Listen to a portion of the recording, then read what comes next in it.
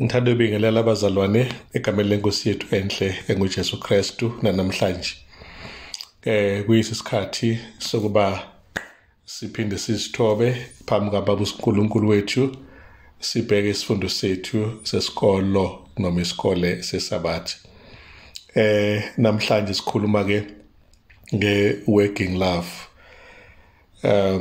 Ngiyacabanga ukuthi leli gama elilapha esihlokweni kimina lakhe umqondo othi uthando oluphikelelayo noma uthando olungayeki ukuba luziveze noma izimo ziliphikisa. Ngikuthatha lokhu kakhulukazi indabeni esingeniso exoxiwe yale couple engumJuda eyalekelela isitha isipha ukudla kwazi kwaba kuthamba inhliziyo kwaba sesigcina sifuna uba umJuda naso njengoba indaba ke siyifundile ngeyifinqe nje bazalwane. Ngaphambi basingenisa ke esifundweni sethu ake sithoba amakhanda ngomkhuleko. Baba usezulwini siyakumema phakathi kwethu sifundisa namhlanje njengoba benathi nakumasabatha edlule ngegama likaJesu siyakhuleka sibonga sicela phakathi kwethu sisiqonde isifundo sakho sikwazi nokukhuluma into ezwakalayo kuthina ngoJesu Nkosi yethu. Amen. Ngithanda ke bazalwane ukuthi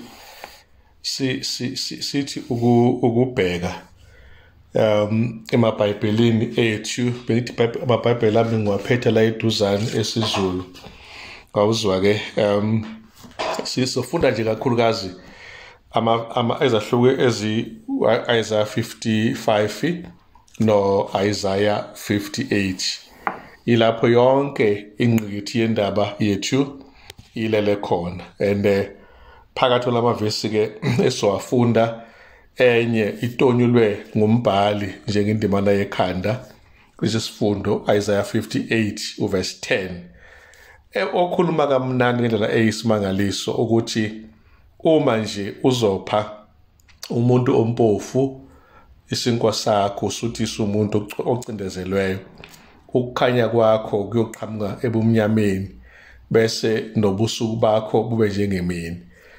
Amazwi ke lawa ayisithembiso kaNkulunkulu esihamba nokuthi uNkulunkulu ubhekile ngenxa yokukholwa asesembulele khona ukuba simmele kahle emhlabeni sisize labo abadinga uthando oluphikelelayo, uthando olungenambandela, uthando olungakhethi ibala futhi olungabhekile ukuthi luzuze nalo usiza umuntu ongenathuba lokuba yena kusize lanini nanini kodwa yena ukwazi ukuthi umsize. Ileyo nto ke uNkulunkulu angafisa ukuyibona ebandleni nakubaholi bebandla beyifaka lento into practice, ingabe inkulumo itheory kodwa iphatheke lento ikwazi ukuthi yenzeke.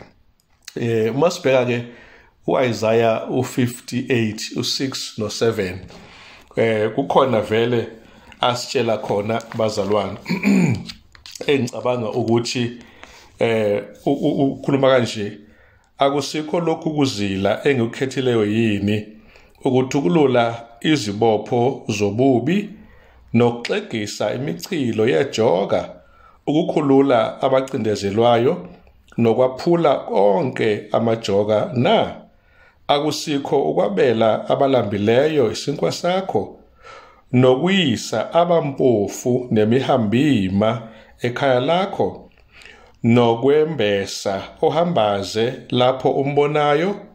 Uyabona ke ngiyayithanda kakhulu indlela uNkulunkulu abuza ngayo abantwana bakhe bakwaIsrayeli endulo ongamvimbi ukuthi namanje aphinde futhi uNkulunkulu abuze wena nami lesikhathi ukuthi ngeke yini ukuzila kwethu kube nalezi zenzo ayibalayo uNkulunkulu ezinhle ngendlela eyisimangaliso. Uyazi isihlobo uma sifunda lo Isaiah nje eyedwa ubonisa ukuthi umuntu ongenza lenkonzo umuntu ngempela onothando lwabantu futhi umuntu ongeke ngamncomi izulu noma lijabule uma singenza kanje ekuzileni kwethu uma ukuthi siyakuzila ukudla sikuzile senze lemisebenzi noma singazilileke ngoba phela ngesizile onke amalanga noma singazilile kodwa kunakekela abantulayo, abantu abampofu, abantu abasweleyo kuyindingeko leyo kufuneke njengebandla njengabantwana bakaNkulunkulu siyenze. Ngiyazi ukuthi okunye kwakho akuselula, ikakhulukazi isikhathi samanje lapho abantu bengathembeki khona, ukuhambisa umhambi emakhaya ungasukela iphara likuhlukumeze ebusuku.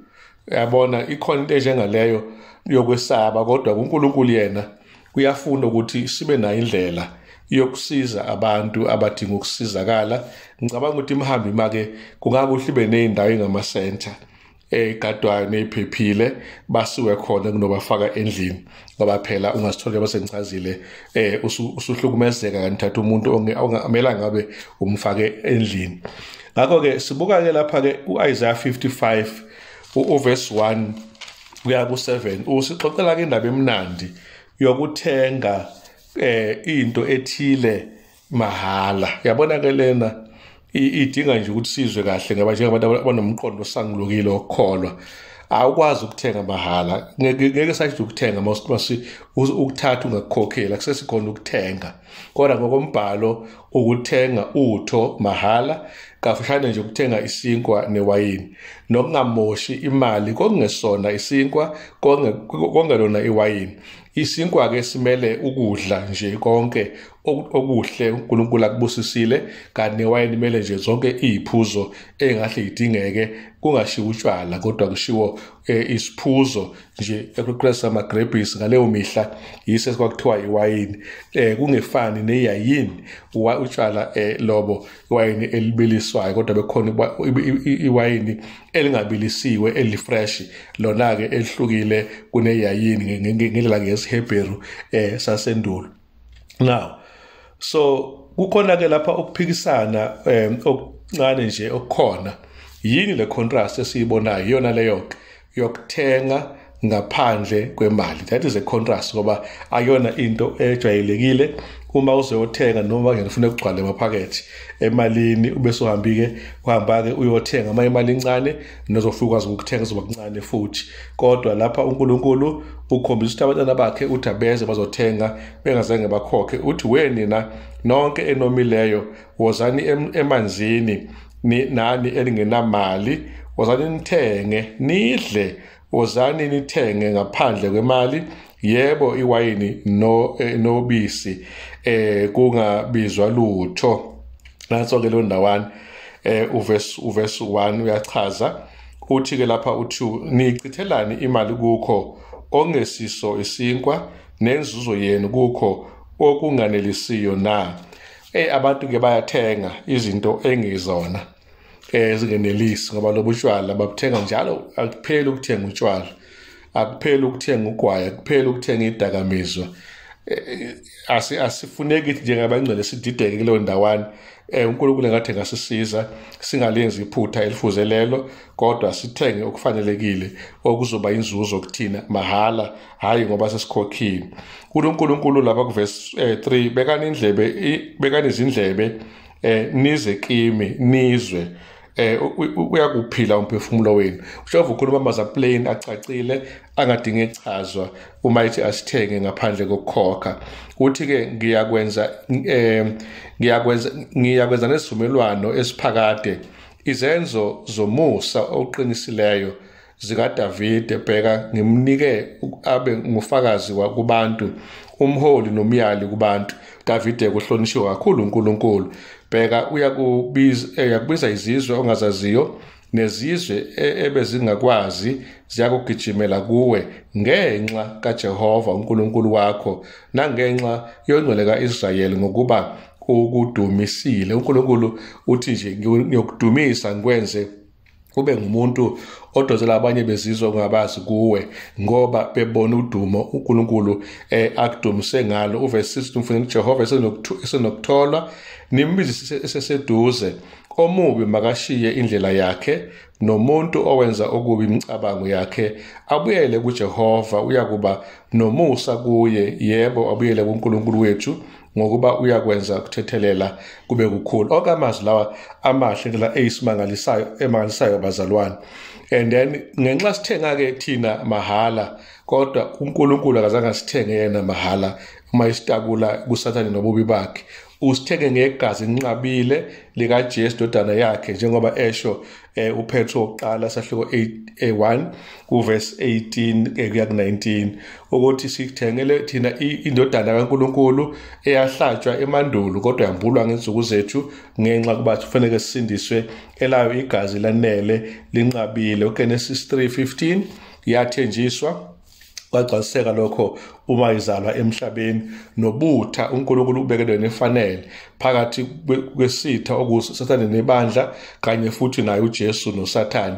Ubutha bungahlali phakathi komuntu noNkulunkulu ngoba kuleyo ndawo abukho endaweni efanele. Nakuba sonile sonke kusilela igazi likaNkulunkulu ukuthi sonke, Romans 6:23, kodwa ezimnandi zithi khona isipho sokuphila okuphakade esingenkosi yethu Jesu Kristu. AbaseEfesu 2:8, ukusindiswa kwethu asikwazi ukuyiphakamisa, ngakho asikwazi ukuzibona kungomusa ubangabikho phakathi kwethu ofuneka ayikhukhumeza. Ngakho-ke ngiyafisa ukusho ukuthi kufuneka bamazi uJesu Kristu ukuze bakwazi ukubona ukuthi ubenzeleni esiphambanweni. Namhlanje-ke kufuneka simazi Jesu Kristu ukuba sikwazi ukubona ukuthi usenzeleni. Uma sihlabela phambili sithola inkulumo la ethi ngoba ikhuluma-ke inkulumo yanamhlanje ikhuluma ngendlela zakhe nemicabango yakhe. Kuyena futhi Isaiah 55 qala kuverse 6 kuya ku-13 khona into lapho uNkulunkulu ayikhuluma, kodwa ngeke saphinda amanye amavesi. Sizobuka lapha nje u-55. Ngithanda nje uverse 9 8 no-9, ngoba imicabango yami ayisiyo imicabango yenu, izindlela zami azisizo izindlela zenu, usho uJehova, ngokuba njengamazulu ephakeme kunomhlaba, kanjalo izindlela zami ziphakeme kunendlela zenu, nemicabango yami kunemicabango yenu. Nayo-ke indawana uNkulunkulu ayikhulumayo ayicacisa kahle ngokucacile. Kukhona umbuzo-ke othi ngabe uNkulunkulu kusholani lokhu ukuthi le micabango yakhe nomqondo wakhe akufani nokwethu, kuphakeme kunezulu liphakama phezu komhlaba. Ibele ecacile ngoba vele kunjalo kokuqala, kanti phela uJehova wadala izulu nomhlaba nakho konke okubuthene kulezi indawo. Lokho kwenza uNkulunkulu ngempela abe nomqondo, ngoba noma uthi uyayibuka imvelo yakhe khona okunye osalo ngazi ukuthi uJehova wayidalani la. Kokunye kuhle kakhulu engathi lokhu kubuka noma kusabeka phela bakuyisilwane, kodwa kuhle njengenyoka nje. Inyoka iyingozi, kodwa basikhulumela phansi inhle inyoka, inombala omuhle, iyacwebezela, kodwa-ke ayena umngane womuntu. But uNkulunkulu akudalayo kunale nto emangalisayo kuyo. Ngalokho uNkulunkulu umqondo wakhe uphakeme kunomqondo wethu, kanti futhi okunye-ke lapho sesingasaqondi, singasazi thina, kodwa akadidekile nje ngathi uNkulunkulu. Sesiphenika sithuthumele emakhoneni, uNkulunkulu akapheniki yena, ngoba uyasazi isimo ukuthi ngicinizeleke namhlanje ngizokhululwa kanjani ngomuso kwincindezi engibhekene nayo le esingibangela istress ngize ngigule, kanti khona nje into uNkulunkulu asathi ake ngidlule kuyona, athi kunguqulunga kuqala khona okuhla ngibekele khona, nawe futhi isihlobo sami ngokufanayo. So ngempela komqondo kaNkulunkulu ayuphakeme kakhulu kunemqondo yabantu. Ngabe lokho kuchaza ukuthini? Kuchaza nje ukuthi umuntu uyisidalwa, uNkulunkulu ungumdali, so akukho ukulingana okukhona. Ngakho-ke kukuhlonishwa ukuba uNkulunkulu athi ubaba wethu nathi athi ngabantwana bakhe, ngoba kahle kahle nangaphandle kwethu uNkulunkulu bengayiphilela. Ayikho into emenza ngabe uNkulunkulu uma besingekho, kodwa ubusithandile-ke muhle impela uJehova. Yilawo mazwi-ke engiwafundile la angithathekisa-ke kakhulu. U-Isaiah 55 verse 6 to 9 naye futhi usaqhubeka nalapho ukuthi uNkulunkulu ukhuluma ngale ndaba yendlela zakhe nemicabango yakhe engaphezulu kwakho konke sesikazi ukuthi sicabange thina. Kungani sengithe ngachaza ngaphambili? Ngabe-ke ichaza ukuthini le ndawana? Ukuthi khona izinto esingakwazi ukuyibamba ngomqondo. Kuchaza khona ukuthi singabantu, umqondo wethu nangu-psychology nje kuze kuthiwa umuntu wonke nohlakaniphe ngakanani, ingqondo esiyisebenzisile u-10%, uze umuntu ayofa ayuze only 10% of his brain or her brain. angazi ukuthi when we can reach up to 20% ngaba njani ukuhlakanipha kwethu 10% uma safika nje ku 30%, not even 50, half of ilokhu ngana 100. Uma ngathiwa umuntu usesebenzisa 50% of the brain, ngabe sekhanjwa kakhulu. But ke ngebe ingqondo yethu inomkhawulo ekaNkulunkulu ayinawo umkhawulo. Uma sibuyela kaIsaiah 58 verse 1 kuya ku-8, ngithandile lapho ukhulunywa khona ke ngokuzila okunobuhlobo noma kubuzila okobungani. Ngeke ngiwafunda amavesi onke, kodwa kafushane nje uNkulunkulu uyakhombisa ukuthi uma ngabe sibuka ivesi lesithathu kunokukhononda okwenziwa ngabantu bethi sizilelani ukudla ungaboni na, sisihlupheleni inhliziyo zethu ungakwazi na. Umbuzo nje ongenamqondo abantu bacasula uNkulunkulu nje. uJehova kodwa uphendula kahle lapha uthi bhekani ngosuku lokuzila kwenu niyaqhuba umsebenzi nicindezele zonke izisebenzi zenu. Nayo ke isizathu esasidatha ama-Israyeli mayizila uJehova angakunaki ukuzila kwawo, ngoba babethi bezilile kodwa bebegqilaza abantu abayigqilaza abayisebenzi zabo ngomsebenzi. Iphuzu lokuqala. Elesibili uthi uNkulunkulu ubhekani nezilela ukulwa bazalwane nokuphikisana nokushaya ngenqindi yobubi. Uthi ke anisazili namuhla ukuze nizwakalise izwi lenu phezulu. So uNkulunkulu uyayibuka lento ukuthi ukuzila kuhle, kodwa ubheka imotive behind, inhloso. Kwesinye isikhathi abanye bathanda nje ukuspiritualize ukholo. Thina siyazila siyathandaza, baze baqhoshe ngalokho. Kodwa uNkulunkulu ubheka ipurpose lokhu kuzithi kuyikho na, nokuthi wenzani whilst uzilile. Nathi uNkulunkulu into ayibhekayo nayitusayo nangayitusi uma kukhona okungafanele. Uma uqhubeka namavesi ethu lapha uthi lapha uNkulunkulu uyabuza ke lapha kuverse 6, akusikho lokhu kuzila engikhethileyo yini ukuthukulula izibopho zobubi. Uyabona ke lena iyayiphikisa le yabekhala ngayo uThixo kuverse bani kuverse lesine kusola kwelesithathu. uNkulunkulu ukuzile engicelayo ukuba nithambise ijoka, ningaqinisi ijoka, kusho uNkulunkulu. Nithambise uthi uNkulunkulu ukuzila engikhethileyo ukuthulula izibopho zobubi, ingashayi ngenqindi yobubi, kodwa niqhaqe izibopho nixegise kungabi nzima kulabo okade kuzima kubona. Kuthi uNkulunkulu nokuxegisa imichilo yejoka, ukukhulula abacindezelwayo nokwephula onke amajoka na. Nayithi uNkulunkulu ayibuzayo ukuthi niqonde ukuthi ngifuna lokho na. Akusikho ukwabela abalambileyo isinkwa sakho nokuyisa umphefumulo nokuyisa abampofu nemihambima ekhaya lakho and so on. Ilokho uNkulunkulu ukuzila akubhekile ukuthi abangcwele bakwenze ukuze uNkulunkulu ajabule. Evesini lesithathu ke sike sayithinta kancane ngabe uNkulunkulu ukhuluma ngani. Ukhuluma ngalokho ukuthi bakhala bathi uNkulunkulu siyazila, awuzwa sengathi akunakile. Njengoba batshela ke kumele uqhubeke ivesi nelandelayo ukuthi ibona abenza amaphutha. Okunye okuphawulekayo la masikhuluma ngalapha ukuzila kufaniswa nosuku lokubuyisana, i-Day of Atonement, la abantu noNkulunkulu babe nobunye khona, babe at one man. Ilawo nto uNkulunkulu ayithanda. Usuku lokubuyisana ke uma lubheka nje usimo salo, umumo walo lugcwalisa umyalo kaNkulunkulu, luchaze lo ukuthi mabaphakamise iphimbo labo njengecilongo lapha kuverse 1. Uthi memeza ngezwi elikhulu, ungazibambi, uliphakamise izwi njengecilongo, utshela abantu bami iziphambeko zabo, indlu kaJakobe izono zayo. So Isaiah na umlayezo uNkulunkulu amnikeza wona ukuthi axwayise abantu bakhe even before uNkulunkulu akhononde ngendlela abazila ngayo, wayevele seshilda batshelwe iziphambeko zabo. Nathi namhlanje uNkulunkulu uyasitshela badla kaNkulunkulu.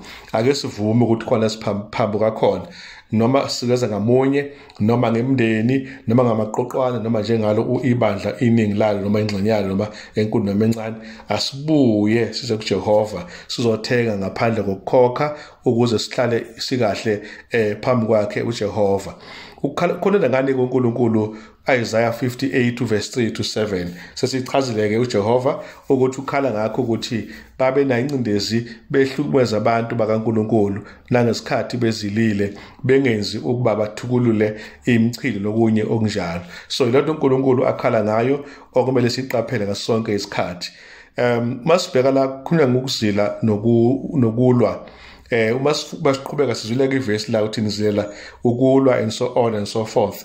Mhlawumbe ake sibuke amavesi u10 kuya ku12 ithi umnike olambileyo isinkwa sakho usuthise othotshisiweyo khona ukukhanya kwakho kuyakuphuma ebumnyameni ukuhlwa kwakho kube njengemini. Ivesi lena yekhanda ke engayithinta eqaleni.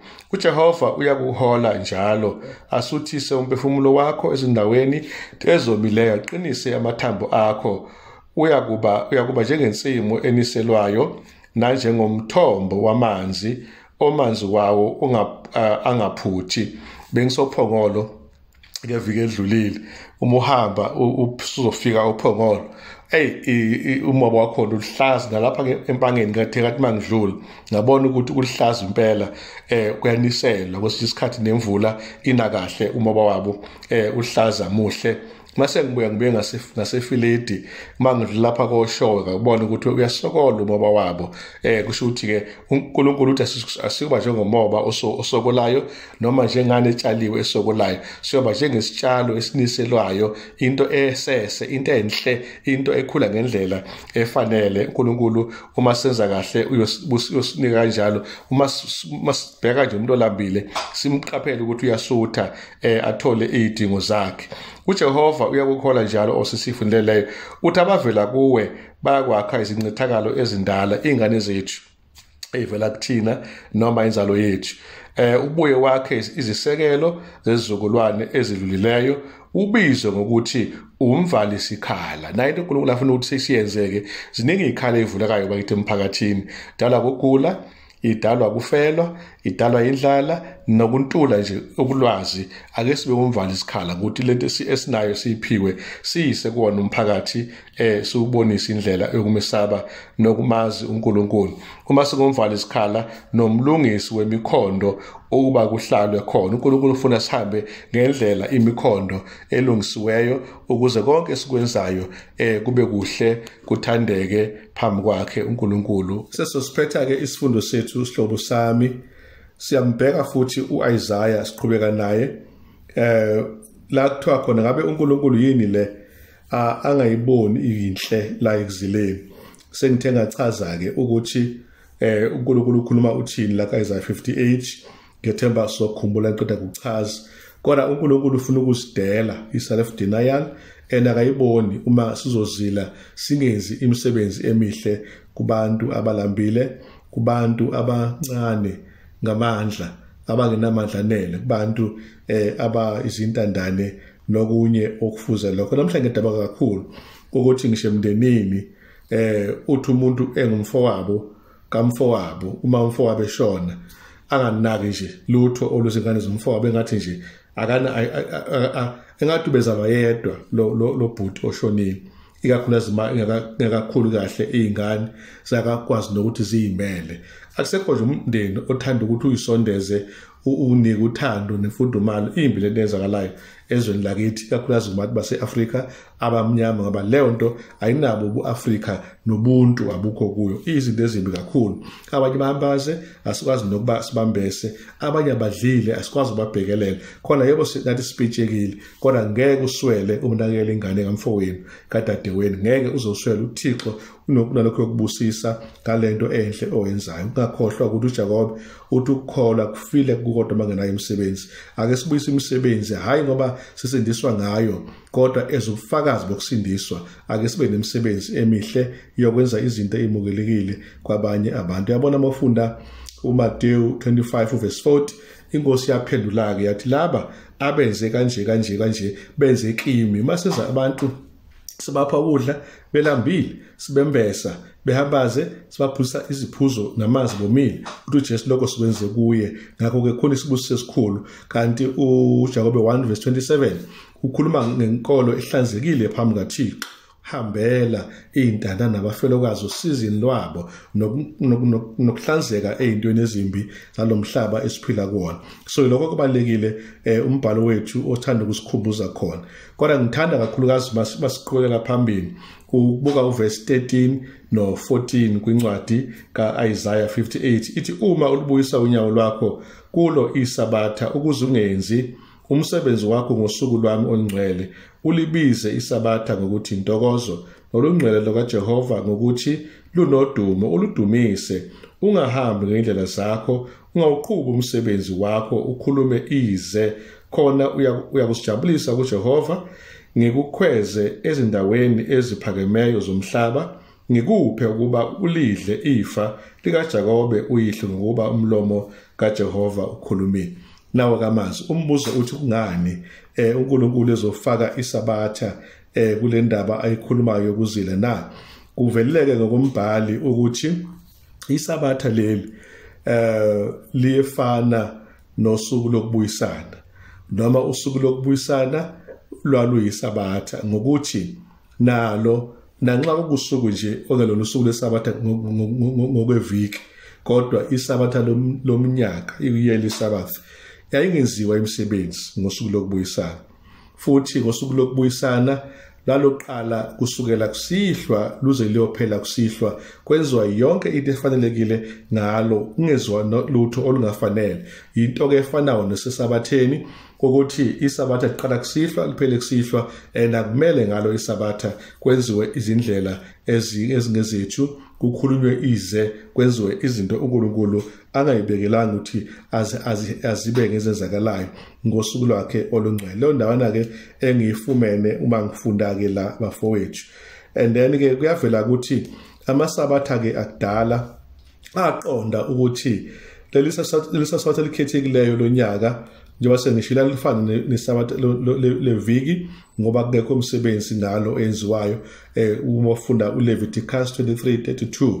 Ngakho ke kusho ukuthi mabeqonda ngosuku lokubuyisana aqonda futhi nangalo usuku lwesabatha ukuthi kuyusuku noma kuyisenzo senzeko esifanayo kumele senzekile. Leyo nto uNkulunkulu afuna ukuthi siqaphele nangalo usuku lwakhe lwesabatha.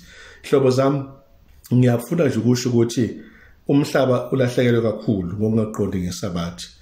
Akumelanga nathi silahlekelwe kanye nomhlaba sesiqonda ngokungenzi okumukelekile ngesabatha.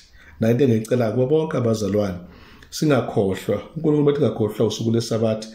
Ukukhohlwa kungokabantu, kodwa singakhohlwa ngoba siyazi ukuthi uNkulunkulu usibekele usuku lesabatha ukuba sifunde ukulalela yena nokwethemba yena, ukuthi asisebenzanga kodwa sizodla maqhubeka iviki, siphozile emsebenzini sama ngoba noNkulunkulu naye waphoza ngesuku lesabatha waqhubeka futhi mandlula. Leyo nto ibaluleke kakhulu, ngesabatha isikhathi sokwenza okuhle nomusa, njengoba kwenza ngosuku lokubuyisana okuhle nomusa. Asuthi umusa sufumana lapha ngesabatheni siuveze noma ngasedluleke bakithi isabatha noma liseza isabatha, umusa kaNkulunkulu awubonakaliswe ngazo zonke izikhathi, singenzi lutho olungahle lichithe umusa kaNkulunkulu ungabonakali. Siyagoqa ke manje siyafinqa. Isifinqo ke sithi kuIsaiah 55 noIsaiah 58 umprofeti wenza ubizo kubantu bakhe ukuba badele imicabango yabo nendlela zabo babuyele kuNkulunkulu. Omqondo wakhe ukuthi injabulo yabo ikwazi ukuba ibe nkulu ukudlula eyabo. Injabulo abayithola ngokwenza kahle phambi kaNkulunkulu ibe nkulu ukudlula injabulo ongayithola uma ungekho kuNkulunkulu. And then kuthiwa lapha ke babe nomusa, baxolele ngenxa yokuthi nabo uqobo bexolelwe. Le ndawo engiyithanda ngoba ukuxolela kuveza ukuthi uyaqonda ukuthi uxolelwe. Uma ungaxoleli kusho ukuthi awumukelanga na ukuxolelwa. Ubumnandi bokuxolelwa kwenza ukuthi ukwazi ukudedela nomunye umuntu okuphathekayo. Umkhulu ungabe lokho umbamba ngenzolo ngamaqhubu, kodwa vele umxolele ngoba nawe uNkulunkulu ukuxolela. Umoya usuku lokubuyisana nomoya wesabatha asiphile ngakho kuloyibe lo moya wokucabanga nokwenza izinto ezinhle ngazo zonke izikhathi. uNkulunkulu ufuna lokho ngoba usabatha leli bathandeka lisipho sikaNkulunkulu kanye nokuxolela esikumukelayo ukuguqula inhliziyo. So kafushane nje isifundo sisonke Isaiah 55 no Isaiah 58 sitshelwa ukuthi ake sifunde ukuthenga ngaphandle kokukhokha 55 loyo. Ake sifunde ukuthi uNkulunkulu imicabango yakhe iphakeme kunale yethu kanye nolwazi lwakhe uThixo lungale kakhulu kolwethu. Ngakho ke asiyithobe simhloniphe uNkulunkulu ngenxa kuba enze izulu nomhlaba nathi sidalwe nguye.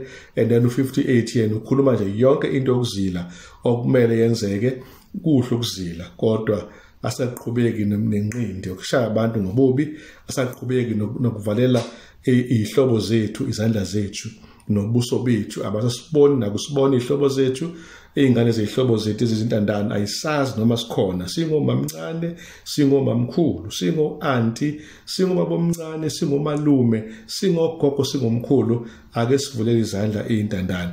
Uma sikhuluma ngomhambo uma-ke le ndaba engeke ngiyichaze ekuqaleni ukuthi ukungenisa umhambo uma ekhaya, uma kuyingane yala ekhaya le ekumhambo uma izalwa uwala ekhaya ibuyise ize ekhaya ngoba vele ingumhambo ngoba iyashwa ngabazali, ibuyiseke ekhaya izothola la imfudumalo nezingane zakho. Leyo nto ebalekile uJehova afuna singayigeshi. Bakithi ke ayisibusiseke inkosi, ngifuna sibuke futhi egcineni indimana yekhanda u58 verse 10. Umnike olambileyo isinkwa sakho, usuthise othotshiweyo, khona ukukhanya kwakho kuyakuphuma ebumnyameni, ukuhlwa kwakho kube njengemini. Into ezu4. Okokuqala ukunika lo muntu olambileyo isinkwa sakho. Okwesibili umsuthiseke, ungamniki isincane adle asuthe umuntu onjani othotshisiweyo. Number 3 ukukhanya kwakho kuyakuphuma ebumnyameni, na into esithathe yokwenzeka. Then number 4 ukuhla kwakho bese kuba njengemini. Onke lamazwi isihlobo akhombisa ukuthi uNkulunkulu ufuna sibe nothando oluphikelelayo, olungadeli, olwenza nakumuntu obengalithandi obezonda asancibilika inhliziyo afuna ukufana nathi, ahambe nathi ngoba simthanda. Inkosi ngathi ngasibusa ngesifundo sethu ngoJesu obabazi nobongazo phakade asivale ngomkhuleko. Baba usezulwini, Yiso Nkosi uJesu, siyalibonga ngethuba lokufunda. Sicela kube nathi sadliza ngalamazwi zwafundileyo kakhulu Isaiah 55 no Isaiah 58 konke ingqikithi ekhona ake iphile kuthina. Sicela kwenza imisebenzi emihle Baba yokukholwa njengoba uJakobe esitshela ukuthi imisebenzi yethu uNkulunkulu yona ewubufakazi bokukholwa kwethu, ngoba ukukholwa kukodwa kufile kungenamsebenzi. Sikwazi ukuthi kuma kumuntu olambile hamba ube nokuthula, nakumuntu ongaqokile, kumuntu ongembethe, kodwa kumele simembathise, simphe nokudla, sihambe abafilokazi nezintandane osizini lwabo, sidede kukubi, sikhumbule sikwenze kumuntu, senze okuhle kuJesu Kristu uthi lokho sikwenza kuyena. Sibusele isifundo sethu-ke nabo bonke abasilalelile namhlanje ngegama lakho siyakhuleka Jesu umnene bonke manje ngaphakade. Amen.